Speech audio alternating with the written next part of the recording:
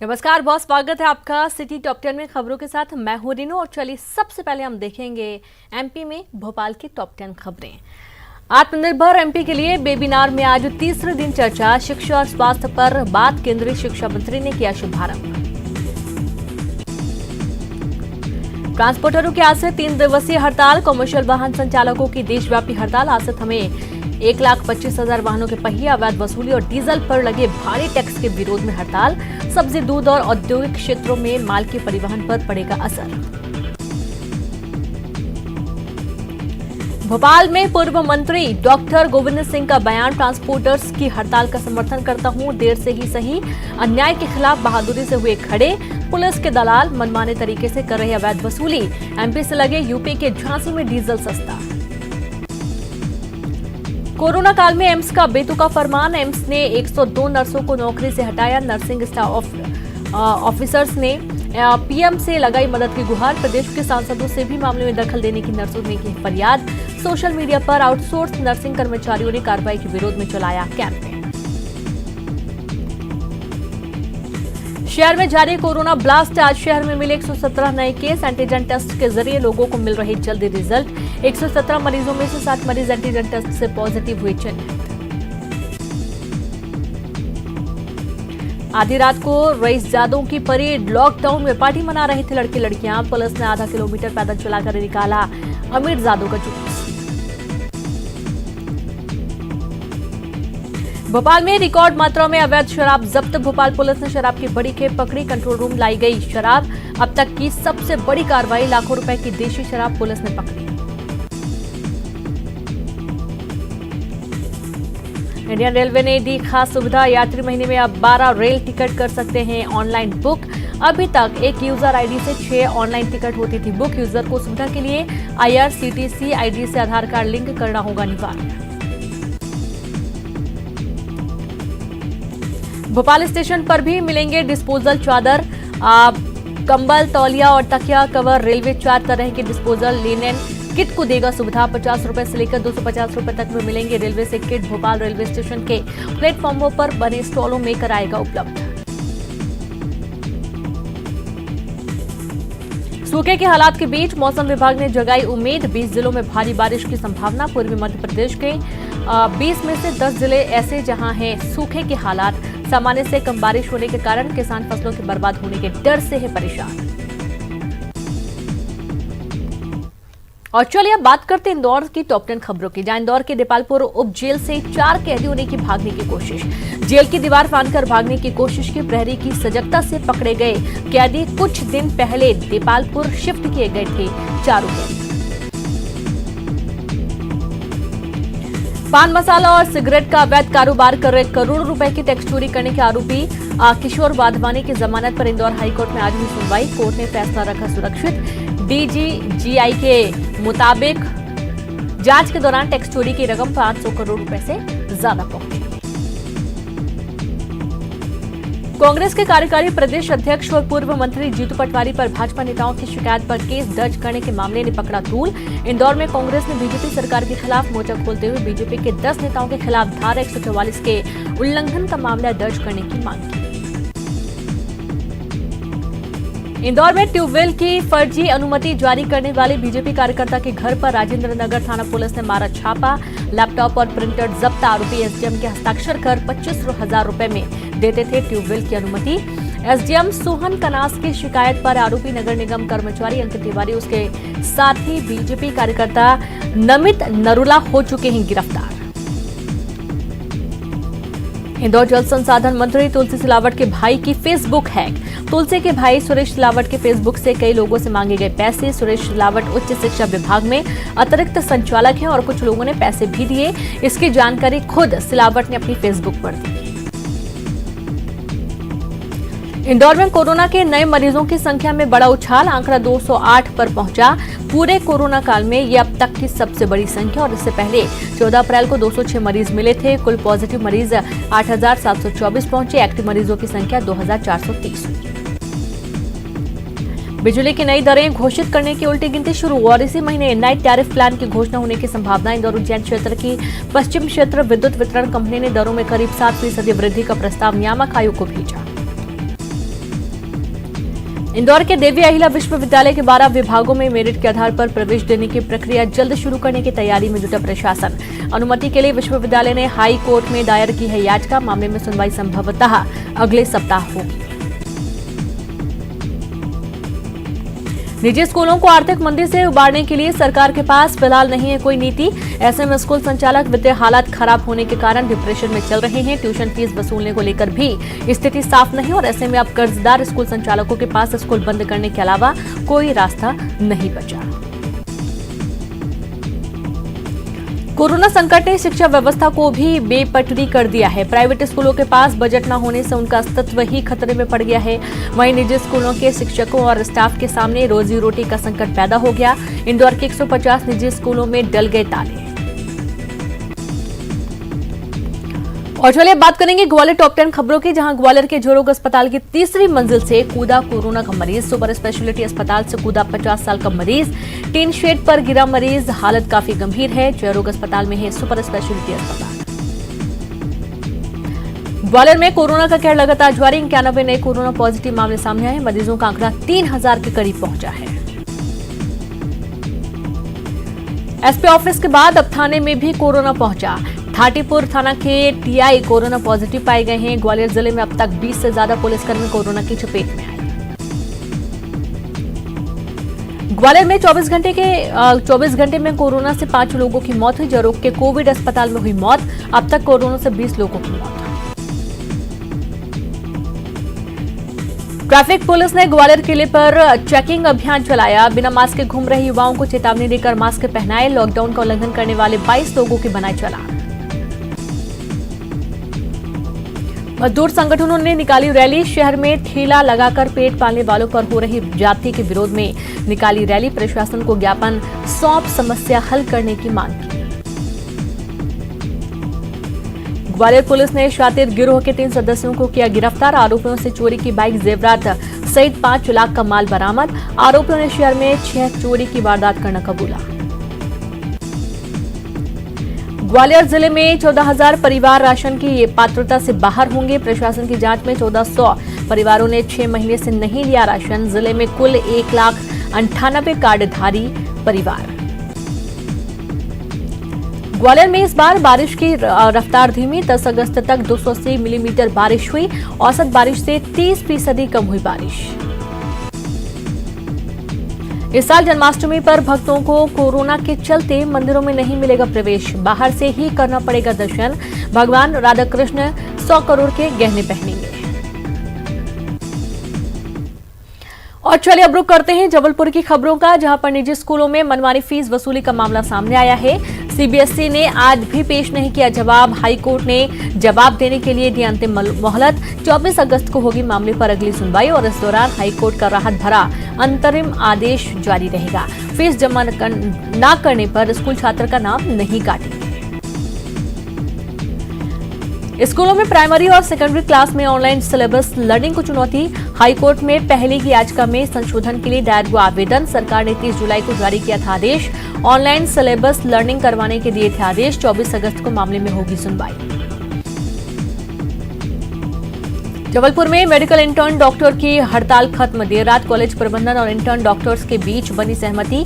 काम पर लौटे सभी 122 इंटर्न डॉक्टर्स की सभी बातों को कॉलेज प्रबंधन ने किया मंजूर। मेडिकल अस्पताल में परिजनों से मारपीट मामले में अब क्षतिग्रस्त हुए फोन की रिकवर हुए रिकॉर्डिंग होगी अहम सबूत। शनिवार को एक मरीज की मौत के बाद हंगामा बरपा था, जिसके बाद जूनियर डॉक्टर्स ने परिजनों के साथ जमकर मारपीट की थी। जबलपुर 4 सूत्री मांगों को लेकर आज से थम गए प्रदेश भर के ट्रकों के पहिए। डीजल पर वैट कम करने, बैरियर और चौकियों में होने वाली अवैध वसूली, कोरोना काल में रोड टैक्स माफ करने सहित अन्य मांगों को लेकर ट्रक ऑपरेटरों ने 3 दिन का शुरू किया आंदोलन।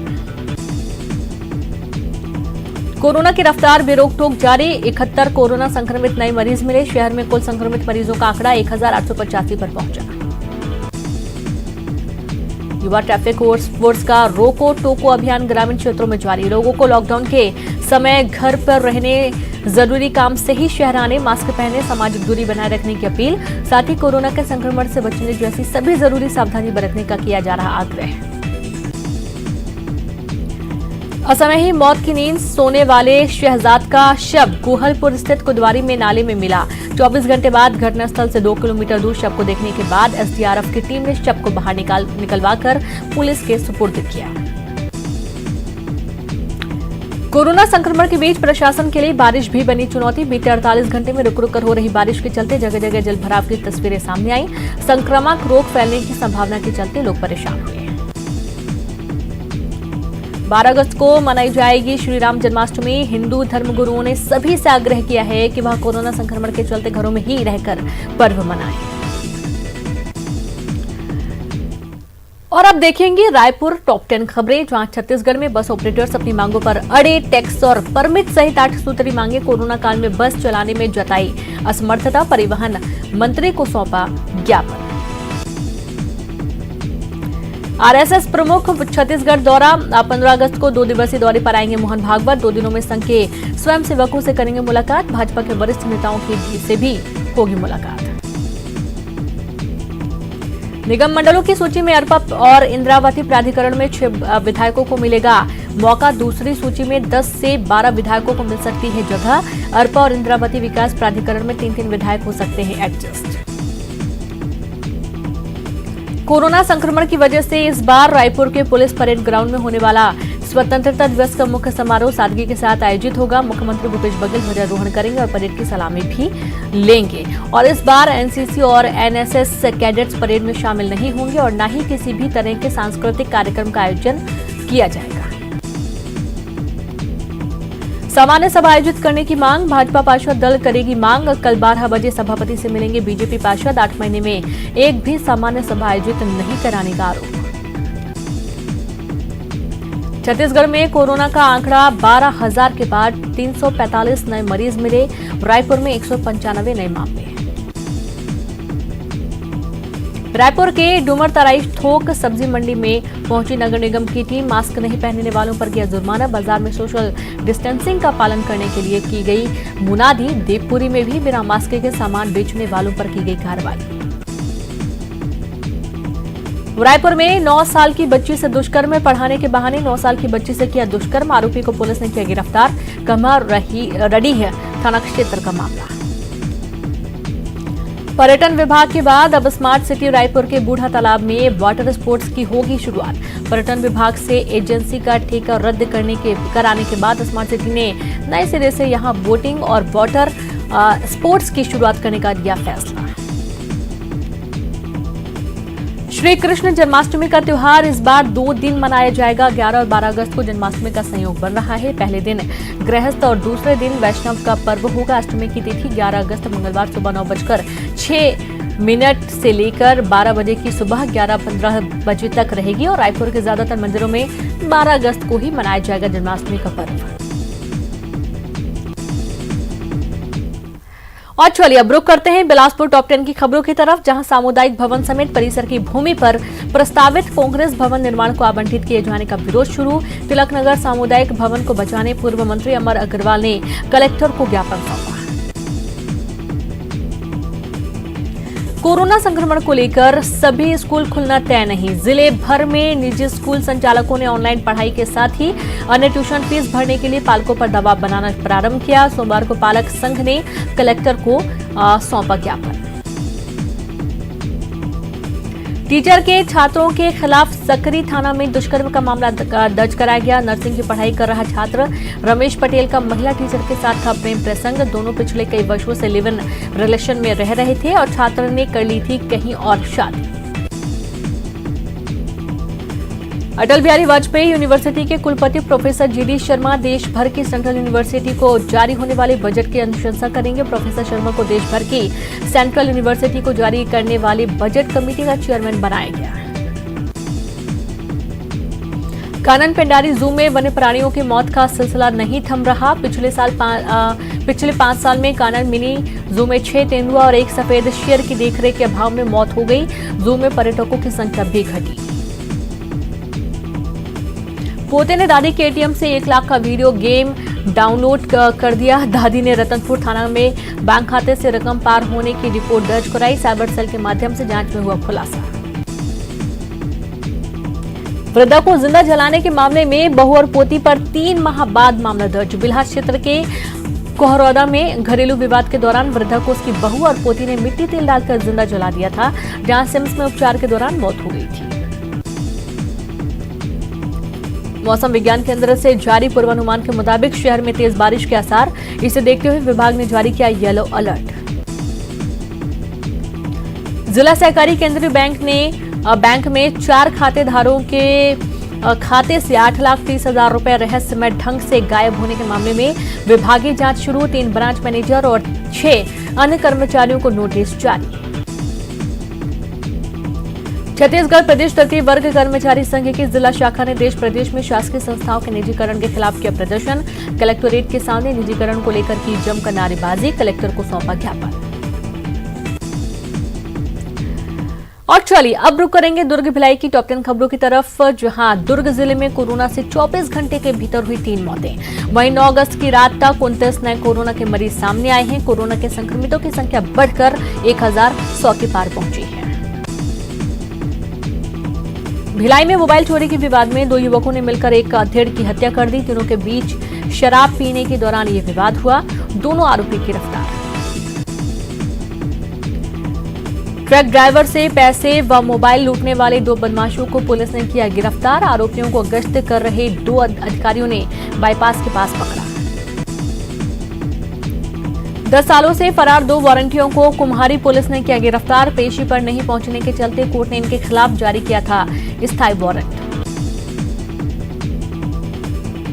उच्च शिक्षा विभाग ने जारी की प्रवेश के लिए गाइडलाइन।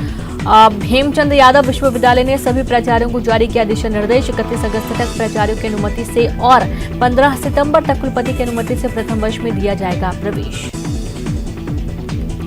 भिलाई इस्पात संयंत्र के कर्मचारियों को इस दीपावली में मिल सकता है बड़ा तोहफा। प्रबंधन दीपावली तक अफसरों व कर्मचारियों के पे रिविजनल का तोहफा देने पर कर रहा विचार। शिक्षण सत्र 2018-19 के दौरान 10वीं और 12वीं बोर्ड की कॉपी जांचने वाले 23 शिक्षकों का रोका गया इंक्रीमेंट। पुनर्गणना में इन शिक्षकों द्वारा जांची गई कॉपियों के अंकों में आया था बदलाव। दुर्ग के बदमापुर क्षेत्र में बदमाशों ने एक बुजुर्ग के साथ जमकर मारपीट की। इवनिंग वॉक पर निकले बुजुर्ग को नकाबपोश बदमाशों ने लूटा, हाथ बांधकर तालाब में फेंकते हुए फरार हो गए और किसी तरह बुजुर्ग ने बचाई जान। पुलिस जांच में जुटी है। भिलाई के सुपेला स्थित एक मटन दुकान में वन विभाग ने दबिश दी और इस दौरान मटन दुकान में बेचने के लिए रखे गए 3 बत्तख और 1 नेवले को वन विभाग की टीम ने जब्त किया। मौके पर नहीं मिला दुकानदार, टीम ने दर्ज किया मामला। सोशल मीडिया पर प्रधानमंत्री के खिलाफ आपत्तिजनक पोस्ट करने वाले युवक को जामुल पुलिस ने किया गिरफ्तार। भाजपा एवं विश्व हिंदू परिषद ने इस संबंध में थाने में की थी शिकायत। और वक्त एक ब्रेक का, जल्द हाजिर होंगे। ब्रेक के बाद एक बार फिर से आप सभी का स्वागत है। निजी स्कूलों की फीस वसूली के मामले पर अब अगली सुनवाई 24 अगस्त को होगी। जबलपुर हाई कोर्ट में चल रहे इस मामले में सीबीएसई को आज जवाब पेश करना था, लेकिन सीबीएसई कोर्ट में आज जवाब पेश नहीं कर पाई। एक रिपोर्ट देखिए। निजी स्कूलों की फीस वसूली के मामले पर अब अगली सुनवाई 24 अगस्त को होगी। जबलपुर हाईकोर्ट में चल रहे इस मामले में सीबीएसई को आज जवाब पेश करना था, लेकिन सीबीएसई ने कोर्ट में अपना जवाब पेश नहीं किया। अब अंतिम मोहलत 24 अगस्त की दी गई है। हालांकि इस दौरान हाईकोर्ट ने ये साफ कर दिया कि अंतरिम आदेश जारी रहेगा, जिसके मुताबिक फीस जमा नहीं करने पर निजी स्कूल छात्र को कक्षा से बेदखल नहीं कर सकेंगे। है कि जो अभी पिटीशन की सुनवाई हो रही है, इस बीच में राज्य शासन ने 30 जुलाई को एक आदेश निकाल दिया है, जिसमें उन्होंने लोअर क्लासेस, मिडिल और हाई क्लासेस में ये डिसाइड किया है कि इनकी ऑनलाइन क्लासेस जारी रहेंगी और उनका ड्यूरेशन क्या रहेगा। तो हमने उसमें को अभी रोकने के लिए एक अमेंडमेंट एप्लीकेशन दायर करी कि जब तक सुनवाई याचिका की नहीं हो जाती, इस आदेश जो सरकार ने जारी किया उस पर रोक लगाई है। स्कूल शिक्षा विभाग के प्राइमरी और सेकेंडरी क्लास में ऑनलाइन सिलेबस लर्निंग को भी आज हाईकोर्ट में चुनौती दी गई है। प्रदेश सरकार ने 30 जुलाई को आदेश जारी कर प्री प्राइमरी, प्राइमरी और हायर सेकेंडरी तक ऑनलाइन सिलेबस लर्निंग करवाने के आदेश दिए थे। इस मामले में भी अगली सुनवाई 24 अगस्त को होगी। आगामी सुनवाई इस पेटिशन की अब 24 तारीख को नियत हुई है और सभी जितने भी इसमें पार्टीज हैं सबको ये कहा गया आप अपना जवाब इसमें प्रस्तुत करें और आने वाली 24 तारीख को हम उम्मीद करते हैं कि एक सकारात्मक निर्णय इसमें आना चाहिए।